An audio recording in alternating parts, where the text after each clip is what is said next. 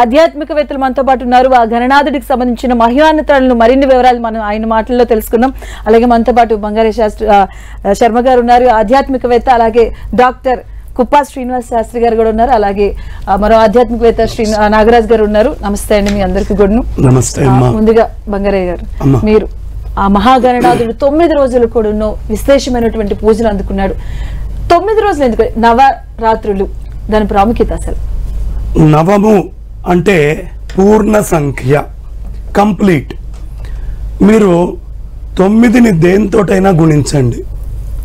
9 ఒకట్ల 9, 9 రెండ్ల 18, 8 1 9, 9 3 27, 7 2 9, అలా మొత్తము 9 వస్తుంది.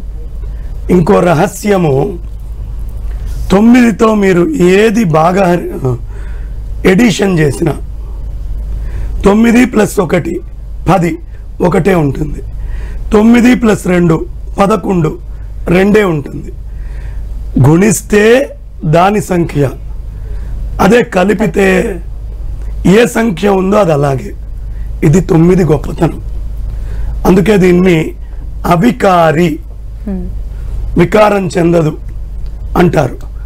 కానీ సగుణంగా వికారము, ఇదే 0తో మీరు గుణిస్తే ఏమవుతుంది? 0 అవుతుంది. అంటే పరబ్రహ్మతత్వముగా నిర్గుణ నిరాకారం, సగుణ సాకారంగా 9. ఈ రెండు ఇవి. కాబట్టి 9కి చాలా ప్రాధాన్యత. 1 9 అని కాదు, అసలు సరి సంఖ్య, బేసి సంఖ్య. ఎప్పుడు బేసి సంఖ్యలోనే రాత్రులు లెక్క వేయాలి, సరి సంఖ్యలో రావు. కాబట్టి ఈ రాత్రి పూట పూజ అనేది చాలా ప్రధానంగా ఈ గణపతికి చేస్తారు. ఈ 9లో ఒక గొప్పతనం ఏమిటి అంటే, మహాభారత యుద్ధం తీసుకున్న 18 రోజులు, అందులో మీరు భగవద్గీత 18 అధ్యాయాలు, యుద్ధం చేసింది 18 రోజులు. అలాగే దీనిని రాసినటువంటి గణపతి, రాసినవాడు గణపతి, వ్యాసుల వారు చెప్తే. కాబట్టి ఈ 9 అనే సంఖ్యకి న్యాయం చేయాలి అంటే, సహస్రారంలో 9 నిర్గుణ నిరాకారం అయితే, మూలాధారంలో సగుణ సాకారం. ఈ రెండు అభేదము అని చెప్పాలంటే గణపతి పూజతోటి మొదలుపెట్టి గణపతితో ముగించాలి. అందుకని ఈ 9 పూర్ణత్వం, శూన్యము నుంచి 9 దాకా. అందుకని 9 తీసుకొని చేస్తారమ్మా. 9కి అంత విశేషం.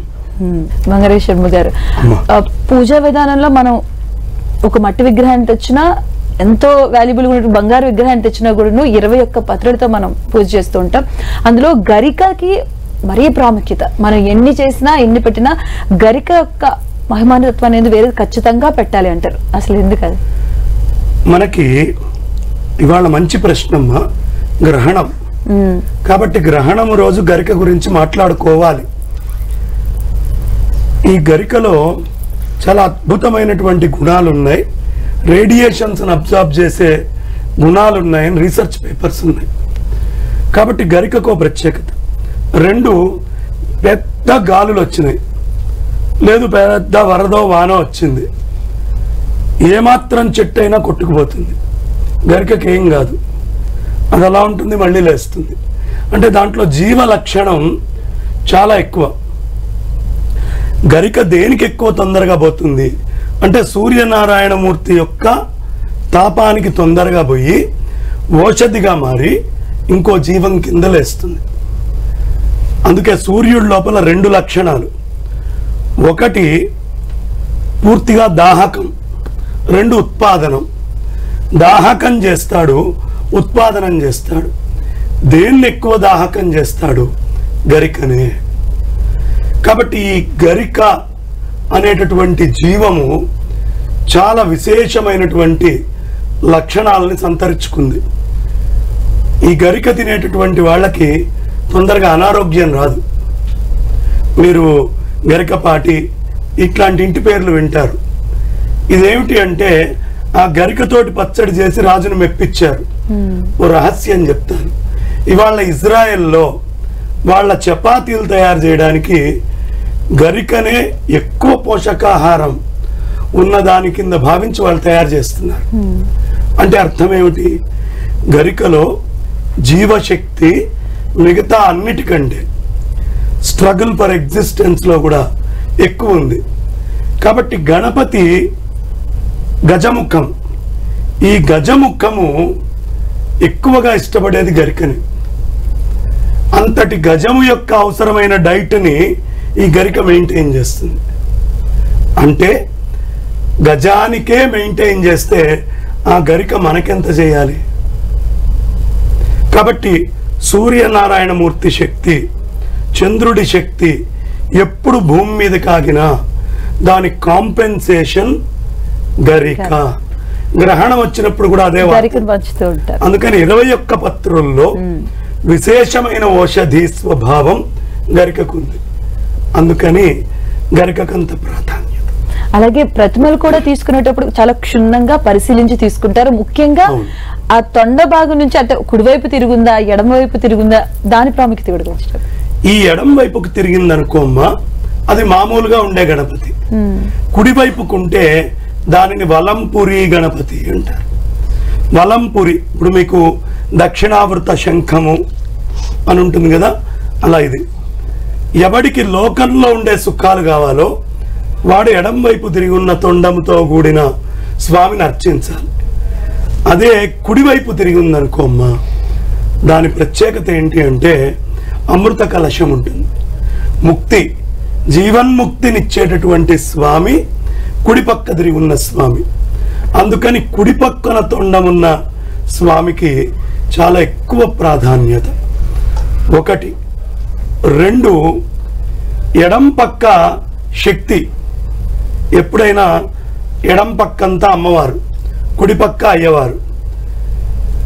ఆ స్వామివారి యొక్క శరీరంలో మెడ దాకా అమ్మవారిచ్చిన శరీరం, మెడ పైన అయ్యవారిచ్చిన శరీరం.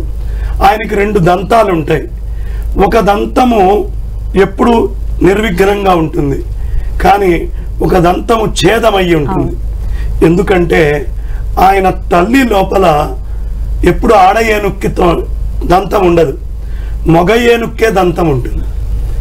ఆయన పార్వతీ పరమేశ్వరులని ఇద్దరిని సగం సగంగా చూపించాలి అని అనుకున్నారు. కాబట్టి అర్ధనారీశ్వరంగా ఒక పక్కన అమ్మని, ఒక పక్కన అయ్యని ఇద్దరిని చూపిస్తున్నారు. కాబట్టి సౌరశక్తి భూమి మీదకి తపింపజేయడానికి వస్తుంది. అదే సూర్యకిరణం చంద్రుడి మీదకి వచ్చి ఈ మొక్క ఉత్పాదనకి, అంటే అమ్మవారి విద్య చంద్ర విద్య, అయ్యవారి విద్య సూర్య విద్య. ఈ సూర్యుడి నుంచి వచ్చే కిరణం తపింపజేస్తుంది, చంద్రుడి నుంచి వచ్చే కిరణం జీవాన్ని ఇస్తుంది. కాబట్టి ఈ 2 ఆయన చూపించడానికి అయ్యవారిచ్చినటువంటి ముఖముతో తపింపజేసే లక్షణం గరికని లాగుతాడు. ఆ అమ్మవారిచ్చినటువంటి శక్తిని అయ్యవారిలో ఐక్యం చేయడం, అంటే జీవన్ముక్త స్థితిని నువ్వు పొందాలి, ఆత్మతత్వము బయట విడిగా కనిపిస్తున్న శక్తి అభేదము ఒకటి చెయ్యి అని చెప్పడానికే ఆ గరికని స్వామి భుజిస్తారు. ఇది ప్రత్యేకత. 21 పత్రులు కూడాను, 21 పత్రుల్లో ఇంత ప్రత్యేకత. అది ఎడం పక్క తిరిగి ఉన్నప్పుడు తొండము అమ్మవారి యొక్క శక్తి స్వరూపం, కుడి పక్క తిరిగితే అదే ఆత్మతత్వం. అందుకనే నువ్వు అడిగిన మొదటి గరిక, 2వ తొండం, ఈ 2 కలిసి వచ్చినాయి. అండ్ అలాగే ఆయన చరిత్ర కూడా చూసుకుని, అంటే పుట్టినప్పటి నుంచి కూడా ఆయన పుట్టిన విధానం కావచ్చు, తర్వాత ఆయన శివుడి ఆగ్రహానికి లోనవ్వడం, ఒక్కొక్క ఘట్టం కూడా నుంచి ఒక్కొక్క దాని నుంచి మనం ఒక్కొక్కటి నేర్చుకునే అంశాలు. ఓవరాల్ గా మన గణేష్ చరిత్ర నుంచి మనం ఏం తీసుకోవాలి, ఏం చెప్తుంది అసలు? గణపతి చరిత్ర సమస్తాన్ని నేర్పిస్తుంది. ఒకటి నేర్పిస్తుంది, ఒకటి నేర్పించదు అనేది లేదు. నమస్తే గణపతయే, త్వమేవ ప్రత్యక్షం తత్వమసి, త్వమేవ కేవలం కర్తాసి, త్వమేవ కేవలం ధర్తాసి, త్వమేవ కేవలం హర్తాసి, త్వం సర్వం ఖల్విదం బ్రహ్మాసి, త్వం సాక్షాత్ ఆత్మాసి నిత్యం. అది ఏమిటయ్యా అంటే బ్రహ్మదేవుడిలో ఉన్న సృష్టి లక్షణము గణపతిలో ఉంది, విష్ణుమూర్తిలో ఉన్న స్థితి లక్షణము గణపతిలో ఉంది, అదే విధంగా మహేశ్వరుడిలో ఉన్న లయతత్వం గణపతిలో ఉంది. ఇవన్నీ ఎందుకయ్యా? ఈ మూడిట్లో ఒకటే అయిన ఆత్మతత్వం ఏదుందో అది కూడా గణపతిలో ఉంది. జీవుడిగా నేను వేరు అని నువ్వు అనుకుంటున్నావే, నువ్వు అది వేరు కాదు అని చెప్పే తత్వం కూడా గణపతిలోనే ఉంది. కాబట్టి నీ మనస్సుకి ఉద్వేగాలు చాలా వస్తున్నాయి, వీటన్నిటినీ బ్యాలెన్స్ చేయటమే శాంతి. ఆ శాంతినిచ్చేది కూడా గణపతే. అందుకని ఎప్పుడైనా సరే మనం గణపతి తత్వంలో ఆయన కళ్ళ నుంచి సూక్ష్మ దృష్టిని, ఆయన చెవుల నుంచి బాగా వినడం, అవసరమైన ఉంచుకోవడం, అనవసరమైనవి తీసేయడం, ఆయన తొండము నుంచి, తొండం ఏం చేస్తుందమ్మా? చిన్నదైనటువంటి సూదినైనా పెద్దదైన బర్మా దుంగనైనా రెండింటినీ తీస్తుంది. చిన్న విషయాన్ని పెద్ద విషయాన్ని ఎలా పట్టుకోవాలి అనేది, తల్లిదండ్రుల దగ్గర భక్తితోటి ఎలా ఉండాలి, ఏ కారణమైనా ఏ కార్యమైనా ఆయన అనుగ్రహం లేకుండా జరగదు. నువ్వు ఎక్కడికి వెళ్ళినా సరే నీ స్థాయి ఎలా ఉండాలి అంటే నువ్వు ఉంటేనే అది జరగాలి, లేకపోతే జరగకూడదు అనే ముద్ర ఉండేట్టుగా జీవించాలి. ఇలాగే దేశభక్తి. ఇవాళ అందరూ అమెరికాలు వెళ్తున్నారు, ఆస్ట్రేలియాలు, కెనడాలు, జర్మనీలు, యూకే మొత్తం తిరుగుతున్నారు. కానీ ఒక్క రహస్యం, గణపతి ఈ దేశంలో గొప్ప వస్తువు. రావణాసురుడైనా, విభీషణుడైనా, అగస్త్యుల వారైనా లంకకి, ఆస్ట్రేలియాకి తీసుకెళ్దాం అనుకున్నారు. ఆత్మలింగం, రంగనాథ విగ్రహం, కావేరీ నది. కానీ భారతదేశం దాటనివ్వలేదు గణపతి.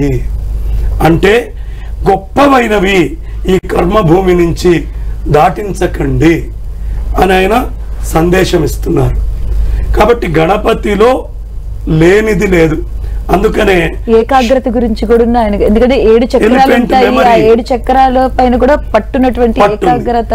మూలాధారంలో ఆయన ఉండి ఆయనని మురారి ప్రముఖాదులు, బ్రహ్మదేవుడు, సరస్వతి, విష్ణుమూర్తి, లక్ష్మీ అమ్మవారు, పరమేశ్వరుడు, అలాగే మహాశక్తి, జీవుడు, మనస్సు, అంతకు పైన ఉన్నటువంటి ఆత్మతత్వం, ఈ అన్నీ కూడా మూలాధార క్షేత్రం దగ్గర శక్తిని ఆయన ఇచ్చి కుండలిని లేపాలి అని ప్రార్థన చేస్తాయి. ఆయన లేపాకే ఇవన్నీ పూర్ణత్వాన్ని పొందుతాయి. కాబట్టి సమస్తమైన సప్త చక్రాలకి శక్తినిచ్చేటటువంటి స్వామి ఆ స్వామి. అందుకని ఆయన్నే సప్త చక్రాత్మకుడు అంటారు.